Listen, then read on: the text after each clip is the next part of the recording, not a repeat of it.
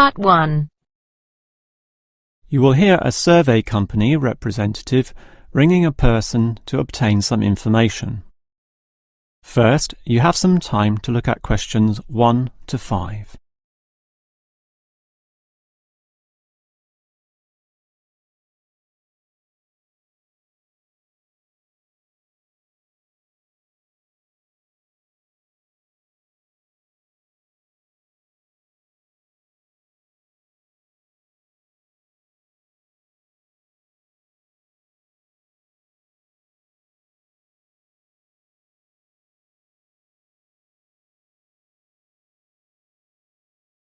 Now listen carefully and answer questions 1 to 5. Hello? Hello? Who is this? Hello, I'm a representative of the Tally-Ho Survey Company, and I'd like to ask you a few questions regarding exercise. Ah, that's an interesting subject. Yes, we think so too. But I'm afraid I'm a bit busy at the moment. Don't worry, this will only take about 4 minutes at the most. It's 10:25 now, so it will all be over by 10:30. Well, all right, if it's that short. It will be.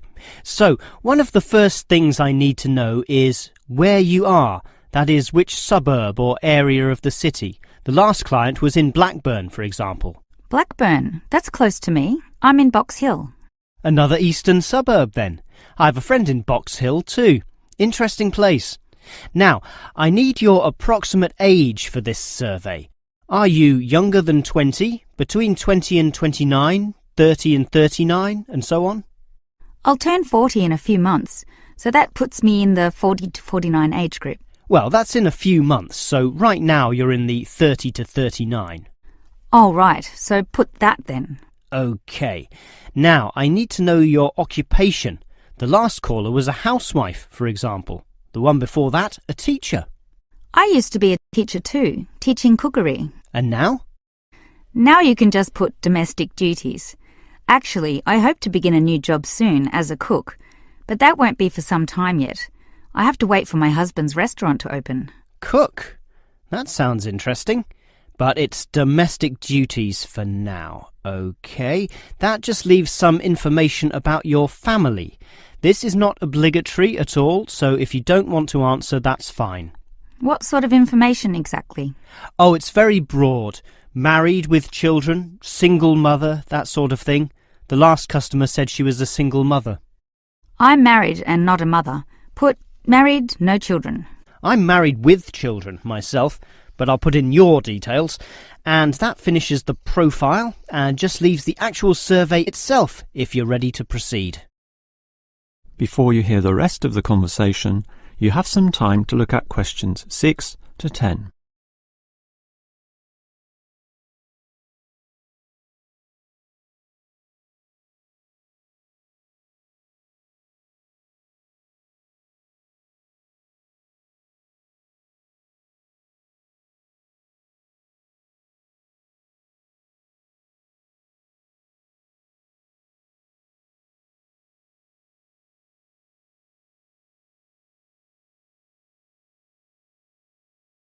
Now listen and answer questions 6 to 10. All right, let's begin the survey now about your exercise habits. I'm afraid I don't exercise much at all. Well, the main question is in what form you take your exercise, however little that may be. For example, in just cleaning. Do you clean the house? My husband does the cleaning actually, but I walk to the supermarket and shops very often, up to 4 times a week. I'll put that then, unless there's something else. Nothing else really, but I diet. I'm very strict about what I eat. Oh, and I do yoga, although that's not very energetic. More a form of relaxation and to tighten my muscles. They're both important, of course. But what about sport? Do you undertake any sporting activities? This could be very infrequent. In the past, for example. My husband plays basketball at the local school, and I sometimes watch. When he was younger, he was in a basketball team, but I never participated. Have you done anything at all? I used to hike in a nearby national park. Well, that's a definite physical activity, so I'll put that, but not basketball. All right, that just leaves future exercise intentions. Do you plan or expect to do, at some stage, any form of exercise? I once dreamt of doing modern dance, but that's never going to happen. Realistically, I'm thinking about going swimming at the local aquatic centre, although my husband thinks we should just jog. I can't see myself doing that though. Too tiring. I can understand. I used to jog too, and it really makes you sweat. I'd say swimming's a much better option. But I'll be starting this job as a cook in my husband's restaurant. I imagine I'll be very tired doing all those late shifts. But if I have any energy left over, I might go to the aquatic centre to release some stress. All right, well, that's the end of the survey. Thank you very much for your time.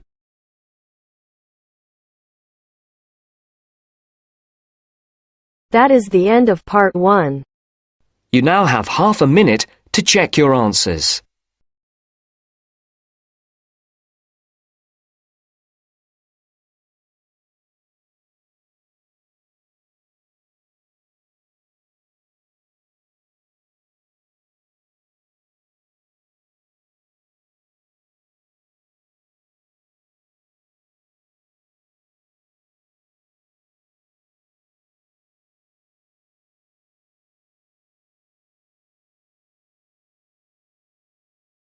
Now turns to part 2.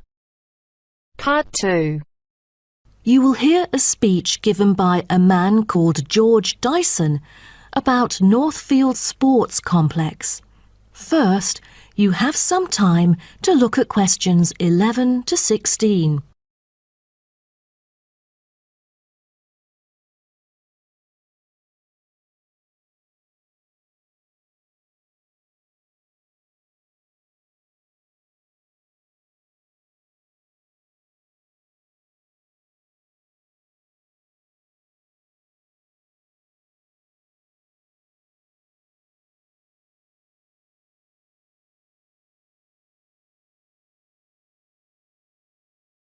Now listen carefully and answer questions 11 to 16. On behalf of Northfield Sports Complex, I'd like to extend our warmest welcome to you all here this evening. I'm George Dyson, founder of Northfield Sports Complex. I am giving this speech today to celebrate a special occasion.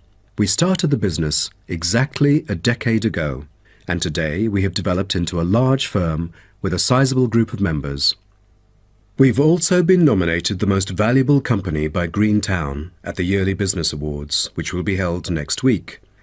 As experienced and qualified reporters, you are invited here to experience and witness this historical moment of Northfield Sports Complex together with us.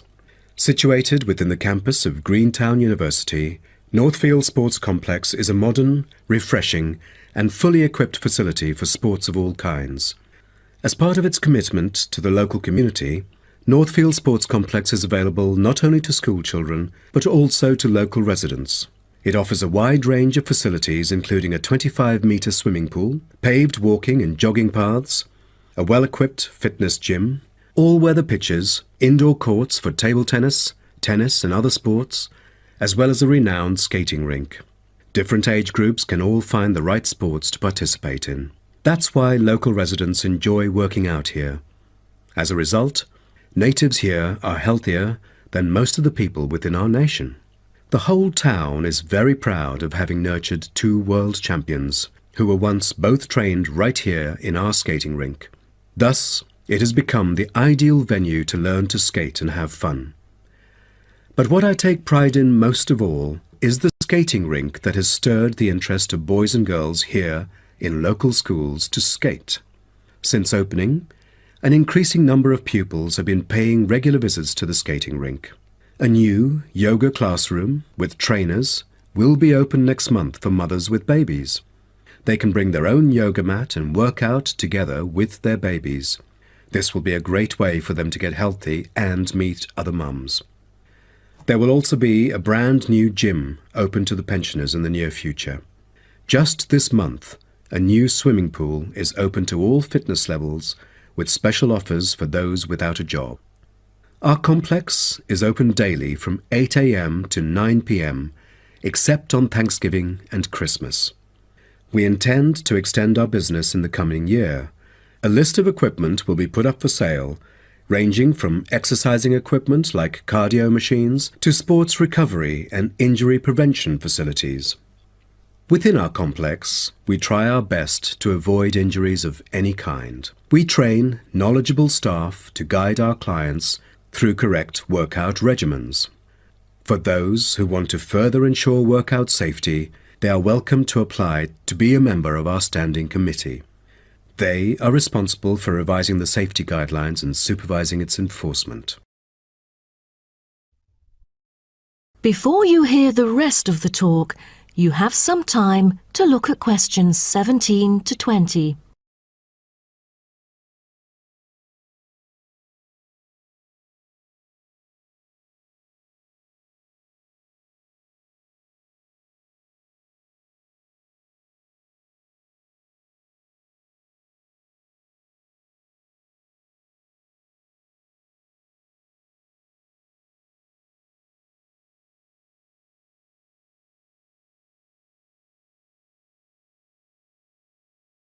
Now listen and answer questions 17 to 20. Now, I would like to introduce some of our most popular sports facilities here at Northfield Sports Complex. Our 25-metre swimming pool is the centrepiece of the complex, combining modern, bright and airy surroundings with fully up-to-date changing facilities. The pool is excellent for learning how to swim, improving techniques and, of course, competing in school competitions. It is also bookable for private functions, including pool parties where lifeguards are available. Next, we have the only climbing wall throughout the whole town. Many would see rock climbing as a type of extreme sport, exposing great risk to those who participate. But actually, under proper guidance and with close supervision by the coach here, it is a perfect sport for the youth to increase their flexibility and strengthen their muscles. I have to mention our skating rink once again. As our most popular facility, it has been prominently featured in a TV commercial we've released recently. There is no other skating rink larger than ours within the whole nation. Also, our state-of-the-art gym is an inspiring place to train and keep fit in relaxed and friendly surroundings. The Techno gym equipment enables our clients to measure their performance. If you book a one-on-one trainer, he or she might suggest a future training plan and help you train more systematically.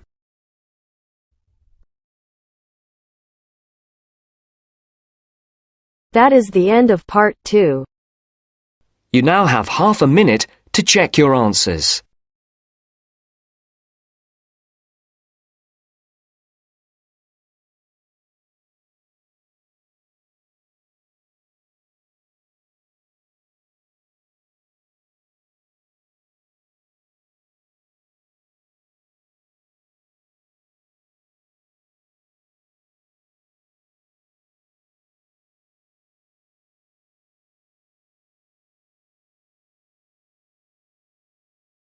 Now turns to part 3. Part 3. You will hear a conversation between two students attending a university open day. First, you have some time to look at questions 21 to 25.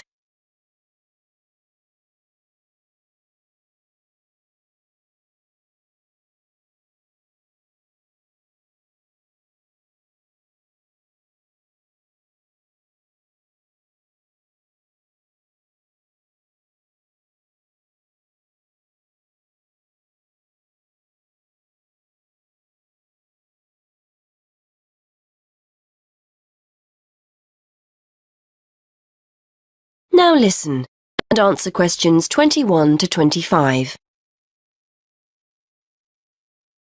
Excuse me, is this seat taken? No, by all means, have a seat. Are you here for the open day? Yes, I think I've just about finished now. I got here first thing this morning. What about you? I got here a little while ago. I spent some time walking around the place first, just to get a feel for what it's like. I'm doing the organised events this afternoon. I thought I'd have a coffee before I get started. It's a lovely campus, isn't it? Yes, I love it. And the facilities are unbelievable. I've just been over to have a look at the sports centre. There's an Olympic-sized swimming pool, a gym, squash courts, everything really. All the high street banks are here, and the bookshop looks better than the one in town. There's supposed to be a big supermarket a few minutes' walk from the main entrance, so there's pretty much everything you need here.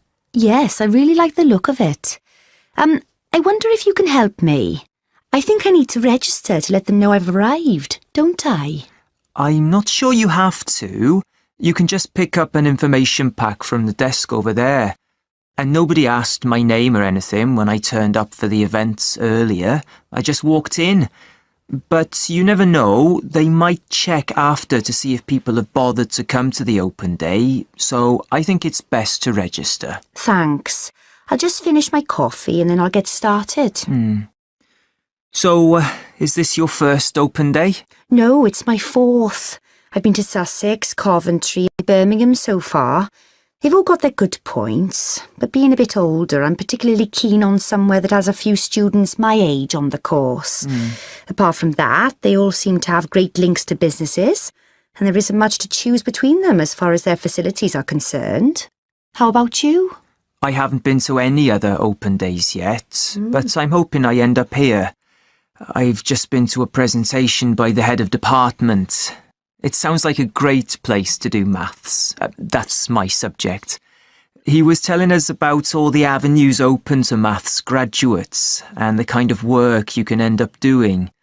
A lot of students go into finance, accountancy, banking, that kind of thing. I can't say that's ever appealed to me, though. My maths teacher at college was telling me about the opportunities in the software industry, which I quite like the sound of. Before you hear more of the conversation, you have some time to look at questions 26 to 30.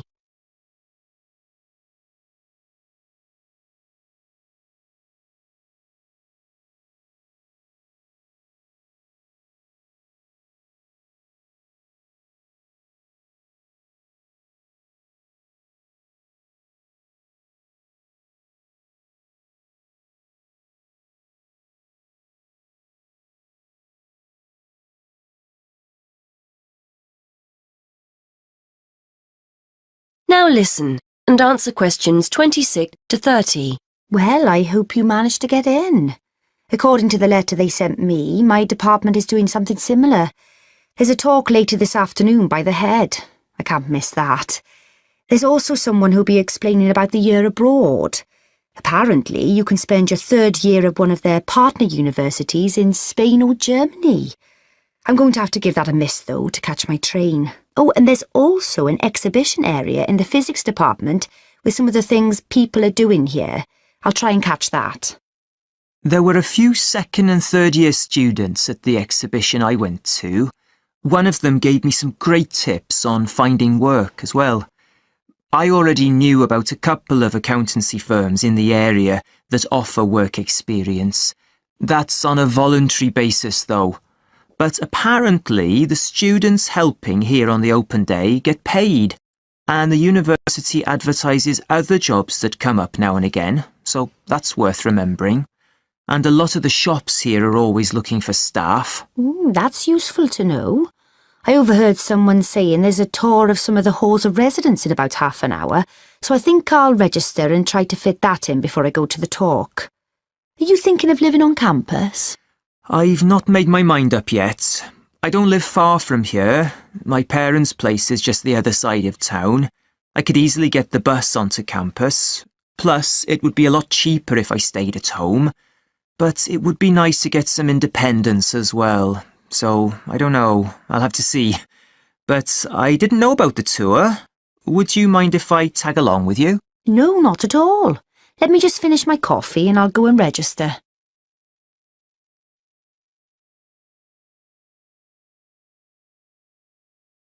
That is the end of part 3. You now have half a minute to check your answers.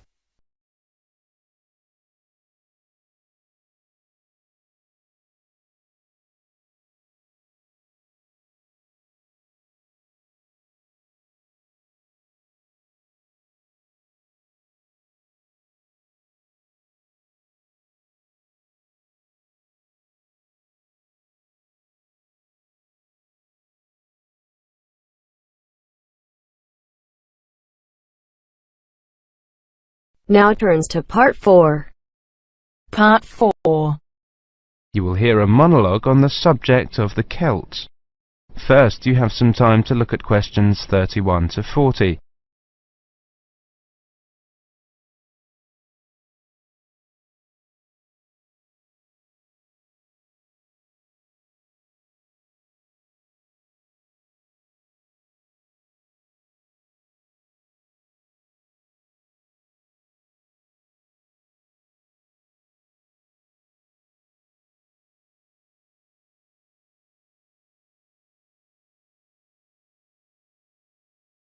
Now listen carefully and answer questions 31 to 40.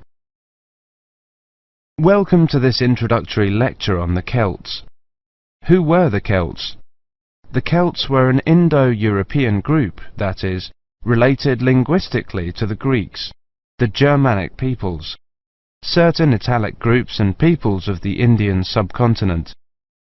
They arose in Central Europe at the beginning of the first millennium BC, and were an iron-using and horse-rearing peoples. By the end of the first millennium BC, their cultural group had spread up and down the Danube and Rhine, taking in Gaul, Ireland and Britain, across Central Europe into northern Italy and northern Spain. Their roaming across Europe led some of the Celtic tribes to sack Rome in 390 BC, creating a fear of the northern barbarians that was to haunt Romans for hundreds of years to come. The Celts are defined archaeologically by the type sites of Hallstatt and Latene, the former being taken to relate to an earlier phase of cultural development. Hallstatt, an ancient salt mining area, was excavated from 1876 onwards by the Viennese Academy of Sciences, and provided the first classification of the prehistoric Celts.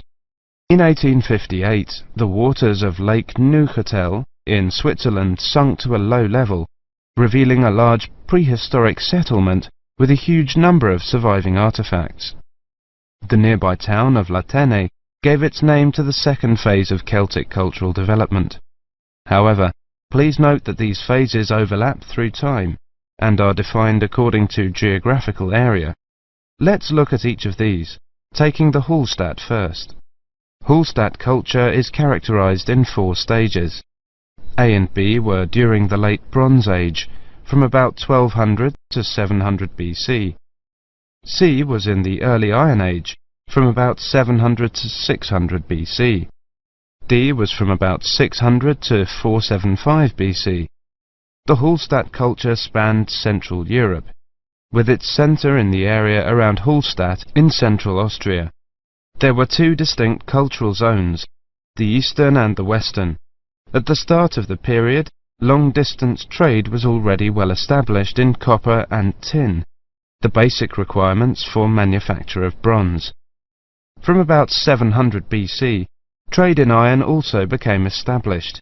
The Hallstatt area also already controlled the trade in salt, crucial when there were few other means to preserve food. Control of these 2 crucial trade goods, iron and salt, provided the basis for the accumulation of wealth and influence. From 800 BC, some burials of rich people can be identified in Central Europe, with grave goods such as wheeled wagons and iron swords. Hallstatt C saw the construction of fortified hilltop settlements to the north of the Alps. These had burial mounds holding very high-quality goods, such as vehicles and expensive imported treasures. By the time of the Hallstatt D period, these increasingly extravagant burial mounds were clustered around a few major hill forts to the southwest of the region. This suggests a development and a concentration of wealth and social power, possibly based on the development of Massilia, present-day Marseille, as a Greek trading port. The expansion of luxury trade brought greater opportunities for profit and helped to create an increasingly stratified society, with the development of a wealthy nobility. Over the period from 1846 to 1863, 1,000 graves were found at Hallstatt, with an astonishing range of artifacts, including clothing and salt mining equipment, as well as weapons, jewellery, pottery, and imported bronze vessels in the chieftains' graves. The Latene era was the time of Celtic expansion and migration, and the time of formation of the myths. The Latene culture is named after the site in Switzerland where it was first discovered. The Latene people were those known to the Romans as Gauls, originally found in an area from eastern France to Bohemia. The Latene culture spread rapidly from about 400 BC. The Latene Celts settled in Spain in 450 BC, in northern Italy in 400 BC, invaded Rome in 390 BC, invaded Greece in 279 BC, invaded Galatia in modern Turkey in 270 BC. By 200 BC, they occupied the lands that are now Britain, the Netherlands, Brittany, Belgium, Germany and Switzerland. There is much debate over how much of the expansion into Britain was achieved through invasion and settlement, and how much was the expression of cultural transfer that accompanied trade and reflected the commonality of kinship and language of many tribes. There is little evidence for actual migration of Latene people into Britain. Nevertheless, it does appear that the Latene culture was more militarily focused than the Hallstatt one. The Latene graves across Europe hold iron weapons, swords and spearheads, and wooden shields, as well as everyday items such as razors, yokes, cauldrons and jewellery.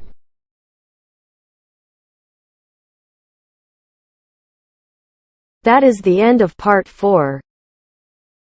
You now have half a minute to check your answers.